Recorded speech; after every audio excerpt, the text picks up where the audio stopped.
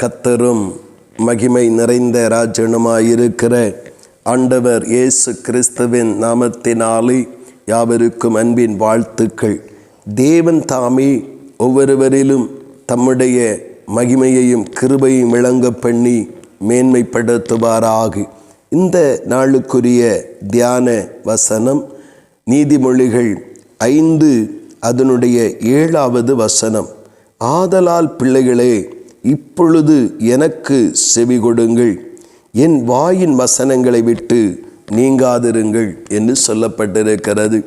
2 காரியம் எங்கே வேத நமக்கு வலியுறுத்துகிற ஒன்று, இப்பொழுது எனக்கு செவி கொடுங்கள், வாயின் வார்த்தைகளை விட்டு நீங்காதிருங்கள் என்று சொல்லப்படுகிறது. இப்பொழுது என்றால் நாம் வசிக்கிற, நாம் உயிரோடு இருக்கிற, நாம் பூமியில் ஜீவித்திருக்கிற இந்த காலத்தை குறித்து பரிசுத்த ஆவியானவர் முன்குறித்து எழுதி வைத்திருக்கிற அந்த நிலையை நாம் காண முடிகிறது.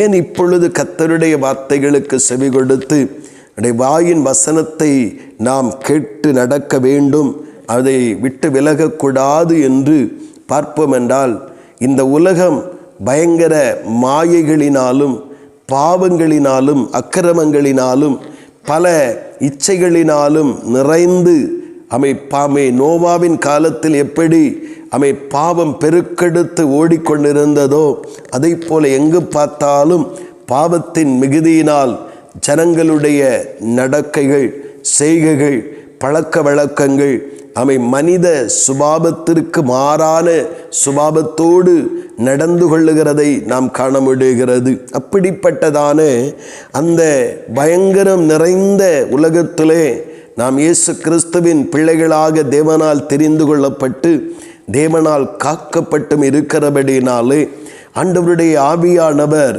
இந்த மாயான உலகத்தின் மோகங்களிலே நாம் வீழ்ந்து நம்முடைய அந்த இரட்சிப்பின் வாழ்வு அழிந்து விடாதபடிக்கும், நம்முடைய பரிசுத்த ஜீவிதம் கெட்டு போகாதபடிக்கும், அதனால் உண்டாகிற நன்மைகளை நாம் இழந்து போகாமல் இருக்கும்படிக்கும் கர்த்தருடைய வார்த்தைகளுக்கு செவி கொடுத்து அவைகளை விட்டு நீங்காமல் காத்து கொள்ள வேண்டியது அவசியமாயிருக்கிறது. யாதொருவர் தேவனுடைய வார்த்தையை கேட்க தவறுகிறார்களோ, அந்த வார்த்தையை விட்டு விலக ஆரம்பிக்கிறார்களோ, பாவம், உலக மாயைகள், இச்சைகள் அவர்களை சூழ்ந்து கொள்ளும். அது இரட்சிக்கப்பட்டவர்களாயிருந்தாலும் சரி, இரட்சிக்கப்படாதவர்களாயிருந்தாலும் சரி, யாதொருவர் தேவனுடைய வார்த்தையை கேட்க தவறுகிறார்களோ, அதை விட்டு விலக ஆரம்பிக்கிறார்களோ, இந்த உலகம் உடனடியாகவே அவரை ஆக்கிரமித்து கொள்ளுகிறது.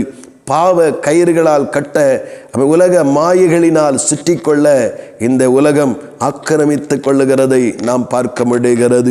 இந்த உலகத்தின் கேட்டுக்கும் உலகத்தை சூழ்ந்திருக்கிற இந்த கடைசி காலத்தின் பயங்கரத்திற்கும் பாவ வல்லமைக்கும் நாம் தப்புவித்து தேவனுக்கு முன்பாக தேவனால் கனப்படுத்தப்படுவதற்கு தேவனுடைய வார்த்தைகளுக்கு நாம் செவி கொடுத்து அவைகளை விட்டு நீங்காமல் இருக்க நம்முடைய வாழ்விலே நாம் உறுதி கொண்டு கொள்ளுவோம். தேவ வார்த்தை நிலைத்திருந்தால் தேவனோடு கூட நாமும் இசைந்திருக்கிறவர்களாய் காணப்படுகிறோம். ஆண்டவர் சொன்னார், என் வார்த்தைகள் உங்கள் நிலைத்திருந்தால் நான் உங்களோடு கூட நீங்கள் என்னோடு கூட நிலைத்திருக்கிறீர்கள் அப்படி என்று சொல்லி ஆண்டவர் சொன்னார். இன்றைக்கு கர்த்தருடைய வார்த்தைகளிலே நிலைத்திருக்கிற எந்த ஆசைகளுக்கும் உலக மாயைகளுக்கும் இன்பங்களுக்கும் மயங்கி விடாதபடி கர்த்தருடைய வார்த்தையில் நிலைத்திருப்போம். நம்முடைய ஆத்துமாவையும் ஆவியையும் நம்முடைய வாழ்வையும் தப்புவித்து கொண்டவர்களாய் தேவனுக்கு முன்பாக நின்று தேவ ஆசீர்வாதங்களோடு அந்த மகிழ்ச்சியின் நாட்களை காண கர்த்தராகிய தேவனுடைய இரக்கங்கள் நமக்கு உண்டாகட்டும். இன்றைக்கு ஈஸியாக தேவ வார்த்தையிலிருந்து நிலை நிற்க முடியாமல் விலக செய்து இன்றைக்கு பாவங்களினால் ஆக்கிரமித்து கொள்ளுகிற பயங்கரமான கிரியைகளை ஆவிக்குரிய வட்டாரத்திலே நாம் பார்க்க முடிகிறது. தெளிந்த புத்தியோடு தேவனுடைய வார்த்தைகளுக்கு செவி கொடுத்து அவைகளிலே நிலைத்திருக்க நாம் ஒவ்வொரு நாளும் விரும்புவோம். ஆண்டவராகிய தேவனே அதற்குரிய பலனையும் சத்துவத்தையும் தந்து நம்மை நடத்துவாராக. ஆமேன், ஆமேன். செபிப்போம். பரலோகத்தின் நல்ல ஆண்டவரே, பரிசுத்தமான இந்த நல்ல காலை நேரத்திற்காக தேவனே நாங்கள் ஸ்தோத்திரிக்கிறோம் அப்பா. தேவனே, பயங்கரம் நிறைந்த உலகத்திலே, மாயை நிறைந்த உலகத்திலே, பாவம் பெருக்கெடுத்து ஓடுகிற உலகத்திலே கர்த்தர் இந்த கடைசி நேரத்தில் எங்களை வைத்திருக்கிறீர். இப்பொழுது நாங்கள் உம்முடைய வார்த்தைகளுக்கு செவி கொடுத்து அந்த வார்த்தையை நிலைத்திருந்தால் மாத்திரமே நாங்கள் பரிசுத்தமாய் வாழ்ந்து எங்கள் ஆவி ஆத்மா சரீரத்தை தப்புவித்து கொள்ள முடியும்.